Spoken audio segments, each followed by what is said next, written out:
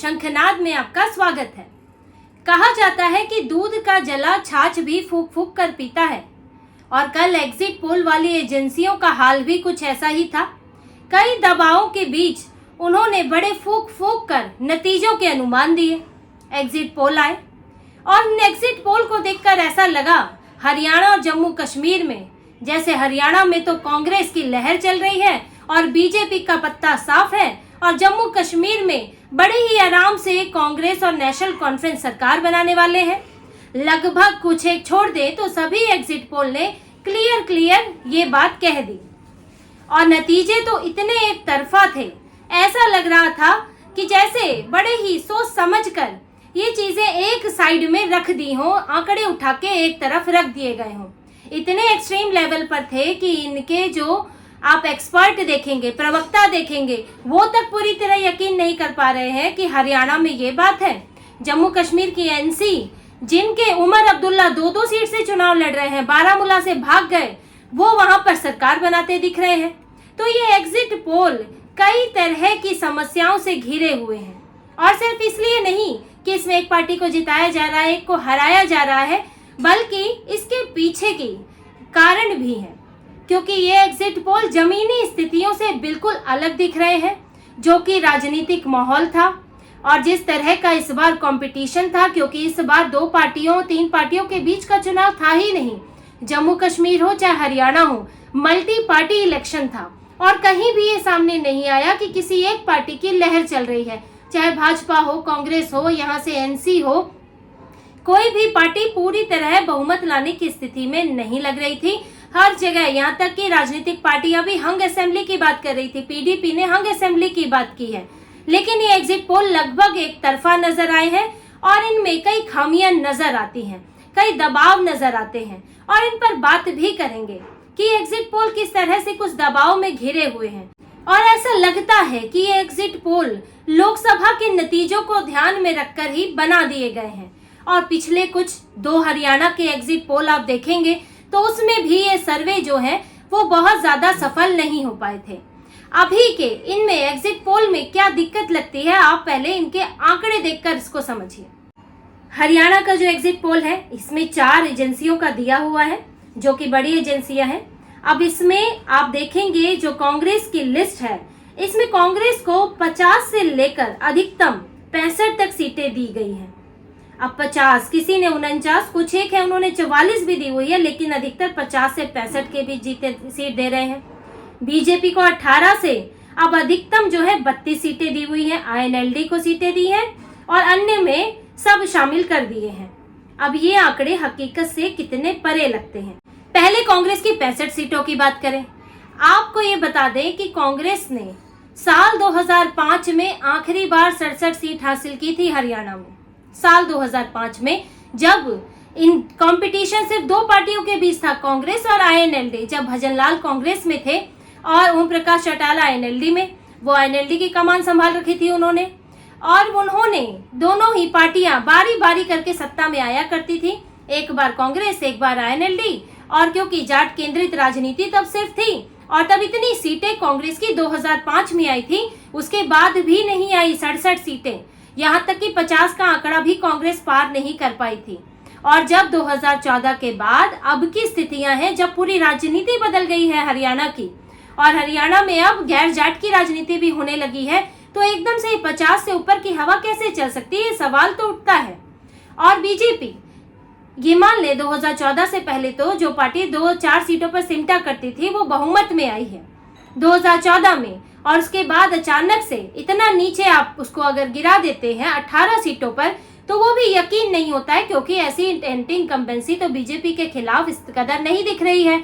अगर बीजेपी की 40 सीटों पर एंटी इनकम्बेंसी है तो पिछली बार 2019 में कांग्रेस को भी तो 31 सीटें आई हैं, एंटी इनकम्बेंसी तो 29 सीटों पर भी है कांग्रेस के लिए। आखिर वही विधायक, अब सब तो कांग्रेस ने बदल नहीं दिए होंगे, और सिर्फ बदल भी दो तो लोग पार्टी बदल देते हैं। तो बात यह है कि आंकड़े बहुत यकीन करते नहीं दिख रहे हैं। आईएनएलडी को आपने कुछ सीटें दी हैं, जेजेपी आपने गायब कर दी। बसपा जो एक सीट तो लाती रही है, जेजेपी 10-10 सीट लाई है। माना जेजेपी से नाराजगी रही बीजेपी के साथ गठबंधन की, लेकिन इस बार तो गठबंधन से अलग हो गई है, नए उम्मीदवार उतारे हैं। वो खुद भी मैदान में है, आपने उसमें शामिल कर दिया आम आदमी पार्टी का कोई जिक्र ही नहीं है। भले ही वो सीटें लाए या ना आए, लेकिन वोट तो काट सकती है और उसका नुकसान कहाँ होगा। तो ये बड़ा ही ऐसा जो सर्वे लगता है कि जिसमें सभी पक्षों का ध्यान नहीं रखा गया है, सिर्फ ये ध्यान रखा है, ये सोच कर चले हैं कि हरियाणा में सिर्फ बीजेपी और कांग्रेस के बीच चुनाव हो रहा है, दूसरी पार्टियां नगण्य है। जबकि कांग्रेस ही इस बात से परेशान रही है कि उसका जाट प्लस दलित का समीकरण बिगड़ रहा है, क्योंकि जो आईएनएलडी है, आईएनएलडी बसपा ने गठबंधन बना लिया, जेजेपी आजाद समाज पार्टी ने गठबंधन बना लिया और जाट प्लस दलित वोटों के लिए दो गठबंधन, एक बड़ी पार्टी मैदान में है। और आईएनएलडी जो भले सत्ता में नहीं आ पाई, लेकिन अपने अपने विधायकों की पकड़ होती है अपने क्षेत्रों में। आप उनको इतने सालों से, जो पार्टी सत्ता में नहीं आई है, उनको 3-4 वोटों के साथ आप बाहर कर दें तो ये भी यकीन होता नहीं दिखता। और अगर आप पिछले 2019 और 14 की बात करेंगे, उनके आंकड़े भी आगे आपको दिखाएंगे, तो उन आंकड़ों में जब जेजेपी ने 2019 में चुनाव लड़ा था, 2018 में पार्टी बनी थी, तो वो 10 सीटें लाई थी और उसने सीटें काटी थी आईएनएलडी की। इससे पहले आईएनएलडी को 19 सीटें मिली थी 2014 में, और जब जेजेपी आई तो आईएनएलडी को 1 सीट मिली और जेजेपी 10 सीटें लेके गई। आईएनएलडी की कुछ सीटें कांग्रेस और भाजपा में चली गई, लेकिन सबसे बड़ा नुकसान जेजेपी ने पहुंचाया क्योंकि उससे अलग हुई थी। तो अब जब जेजेपी अगर कमजोर होगी तो उसका वोट खिसक कर आईएनएलडी में जाएगा कि कांग्रेस में जाएगा कि भाजपा में जाएगा। उसका आधार जब आईएनएलडी से खिसक कर आया तो फिर वो वापस वहां जा सकता है। इसके ऊपर, इस समीकरण पर किसी का ध्यान नहीं गया है और इसमें जेजेपी को नगण्य कर दिया और लगभग आईएनएलडी को भी नगण्य ही कर दिया है। अगर आईएनएलडी 15 सीट ले आती है तो फिर क्या समीकरण बनेंगे? तो इन चीजों को ध्यान में नहीं रखा गया है। इसके अलावा हरियाणा को लेकर पिछले 2 एग्जिट पोल फेल हुए हैं, एक लोकसभा का और एक विधानसभा का एग्जिट पोल फेल हुआ है। इनको देखिए, हरियाणा 2019 विधानसभा। अब इसमें आप पहले नतीजे देखिए, बीजेपी को 40 सीटें मिली थी, कांग्रेस को 31, जेजेपी को 10, आईएनएलडी को 1। लेकिन एग्जिट पोल क्या बता रहे हैं? बीजेपी को कोई बहुमत 47 दिला रहा है, इसके अलावा 75-80 तक सीटें दिलाई हुई हैं, 62-63, यहाँ तक बीजेपी को तो इस बार जितनी कांग्रेस को सीटें दी हैं उससे कहीं ज्यादा सीटें दिलाई। और कांग्रेस का आंकड़ा 10, 19, एक जगह 23 दिया हुआ है, कोई 8 पर भी लेकर गया हुआ है, और जबकि कांग्रेस को 31 सीटें आई और बीजेपी को इनके जो अनुमानों से बहुत कम 40 सीटें आई हैं। अब इसी तरह से आप देखिए लोकसभा का आंकड़ा। लोकसभा चुनाव में कांग्रेस को किसी ने भी 5 सीटें नहीं दी हैं। 2, 4 तो फिर भी ठीक मान लें, लेकिन कोई 1 भी लेकर दे रहा है, कोई 3 भी, कोई 2 भी। बीजेपी को देखिए 7, 6, 9 सीटें तक दिलवाई हुई है, जबकि दोनों को 5-5 सीटें मिली थी लोकसभा चुनाव में। अब ये दोनों ही आंकड़ों को आप देखेंगे, दोनों ही सर्वे को, इन दोनों ही सर्वे में सारी एजेंसियां फेल हुई हैं और कहीं पर बीजेपी को इन्होंने फायदे में दिखाया तो वो नुकसान में गई, कांग्रेस को नुकसान में दिखाया तो वो फायदे में गई, और ये एजेंसियां सटीक नहीं बैठी हैं। और इसकी वजह ये है कि ये लोकसभा चुनाव के आंकड़ों को ध्यान में रखकर विधानसभा के नतीजे बता देती हैं, क्योंकि दोनों ही चुनाव लगभग आसपास पड़ते हैं। जैसे कि 2014 में इनके नतीजे थोड़े सटीक बैठे थे। 2014 में बीजेपी बहुमत में आई थी और लगभग जो एजेंसियां थी वो 40 करीब 45 भी सीटें दे रही थी, क्योंकि 2014 में बीजेपी लोकसभा चुनाव जीती। इन्होंने उसी आधार पर, क्योंकि लोकसभा में हरियाणा में भी नतीजे ठीक रहे, उस आधार पर विधानसभा में भी लगभग इन्होंने सर्वे बना के दे दिया और उसमें बीजेपी को जिता दिया और बीजेपी जीती भी, बहुमत में आई। अब 2019 में बीजेपी को और प्रचंड बहुमत मिला, इन्हें लगा कि अब तो और बात आगे निकल गई, तो हरियाणा में इन्होंने बीजेपी को 80-70 सीटें तक दे दी कि यहाँ लोकसभा में तो इतना आगे बढ़ी थी तो आगे भी बढ़ जाएगी। तो विधानसभा में ये सीटें दी, लेकिन विधानसभा में बीजेपी 40 पर आ गई। और इस बार 2024 में क्योंकि बीजेपी लोकसभा में अच्छा प्रदर्शन, ये कह सकते हैं उम्मीदों के मुताबिक अच्छा प्रदर्शन नहीं कर पाई, सबसे बड़ी पार्टी बनकर उभरी, 240-41 सीटें लेकर आई है, लेकिन उसके जो अपने मानदंड थे वो बहुत बड़े थे और इसीलिए इनको लगा, मीडिया में जो सर्वे एजेंसियां हैं, कि इस बार अगर सीटें गिरी है तो यानी हरियाणा में भी गिरेंगी, 5-5 वहां पर इस बार बटी थी, तो उसके आधार पर यहाँ भी बीजेपी को गिरा दिया और सर्वे में लोकसभा चुनाव का असर दिख रहा है। और जबकि पिछली बार भी ये गलत निकले थे, उससे पिछली बार गलत निकले थे, तो इस बार भी ये संभावना है कि ये सर्वे जो है कुछ ना कुछ उलटफेर इनमें होगा, अगर कोई करिश्मा ना हो जाए कि जो हवा दिख नहीं रही है कांग्रेस की वो हवा चल रही है, अगर कोई करिश्मा ना हो तो ये सर्वे सही होते नहीं दिख रहे हैं। इसी तरह से बात करेंगे जम्मू कश्मीर की। जम्मू कश्मीर में आप देखिए सर्वे ने क्या आंकड़े दिए हैं। अब जम्मू कश्मीर में इंडिया टुडे सी वोटर कांग्रेस एनसी को 40 से 48 सीटें दे रहा है, बीजेपी को 27 से 32 सीटें, और पीपुल्स प्लस जो है पल्स जो है वो 46 से 50 कांग्रेस एनसी को, बीजेपी को 23 से 27, रिपब्लिक गुलिस्तान न्यूज जो है वो 31 से 36 सीटें कांग्रेस एनसी को दे रहा है, बीजेपी को 28 से 30, और एक्सिस माई इंडिया कांग्रेस एनसी को 35 से 45, बीजेपी को 24 से 34। अब इन आंकड़ों में देखेंगे तो इतनी ज्यादा सीटें कांग्रेस एनसी को दी गई हैं जो कि यकीन के परे है।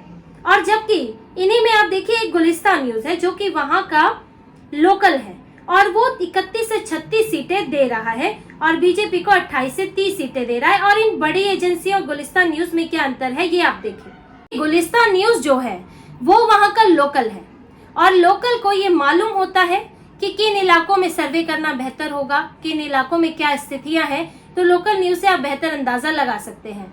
और हालांकि ये भी जरूरी नहीं है कि इनका अंदाजा है वो लगभग ठीक निकले, लेकिन एक उम्मीद हो सकती है। एक हम ये कह सकते हैं कि लोकल के इस मामले में बेहतर होता है, और क्योंकि जम्मू कश्मीर का मामला है तो इसलिए भी यूपी और बिहार के मामले में ये नहीं भी कह सकते हैं, वहां पर तो राष्ट्रीय एजेंसियां हैं जो सर्वे की हैं वो भी वहां पर बहुत एक्टिव है। लेकिन जम्मू कश्मीर में तो इन एजेंसियों को सर्वे किए सालों साल हो गए होंगे, क्योंकि कब से तो चुनाव नहीं हुए हैं। 2019 में तो 370 हटने के बाद चुनाव नहीं हुआ, उससे पहले भी जम्मू कश्मीर के चुनाव पर बहुत ध्यान दिया नहीं जाता था। ये तो इस समय मुकाबला कड़ा हुआ है, जब बीजेपी वहां पर उभर कर आई, हालात बदले। पहले तो पीडीपी और एनसी के हिसाब से ये लोग आंकड़े जारी कर देते थे कि लगभग इन दोनों की ही सरकार बननी होती है, इनको ही मिलता है, तो एक बार एनसी एक बार पीडीपी। लेकिन इस बार हालात अलग थे, और ये जो एजेंसियां हैं इनका नेटवर्क बहुत अच्छा नहीं है जम्मू कश्मीर में, और जो लोकल एजेंसियां हैं उस पर ज्यादा निर्भरता है। और लोकल में ये एक लगता है कि एक सम्मानजनक आंकड़ा एनसी और बीजेपी दोनों के लिए रखा गया है, और कांटे की टक्कर की बात तो कही ही जा रही है। बीजेपी के लिए भी उम्मीद है कि वो 30 प्लस सीटें वहां से ला सकती है। जम्मू में पिछली बार 25 लाई थी, इस बार हो सकता है कि वो 30 सीटें लगभग ले आए, क्योंकि हालात बिल्कुल बदल गए हैं। एनसी भी कश्मीर में खाली हाथ तो रहेगी नहीं, लेकिन ये जो पूरा एक तरफा दिख रहा है कि कांग्रेस और एनसी मिलके 40-45 सीटें लाए, ये संभव नहीं दिख रहा है। कुछ तो जो पोल है वो कांग्रेस को 15-15 सीटें दे रहे हैं जम्मू में, जबकि कांग्रेस लड़ी ही है 25 सीटों पर, मात्र 25 सीटों पर ढंग से लड़ी है। 4 सीटें तो फ्रेंडली फाइट है। अब 25 में से 15 का अगर स्ट्राइक रेट रहेगा तो ये तो बहुत बड़ी बात है कांग्रेस के लिए। राहुल गांधी तो वहां तंबू गाड़ कर बैठ जाते। जो राहुल गांधी से 5-6 रैलियां करके निकल लिए, उसमें से भी 4 रैलियां तो श्रीनगर में की, 1-2 जम्मू में की, क्योंकि उनको वहां उम्मीद ही नहीं थी। उमर अब्दुल्ला कहते रह गए कि भाई जम्मू में प्रचार करो।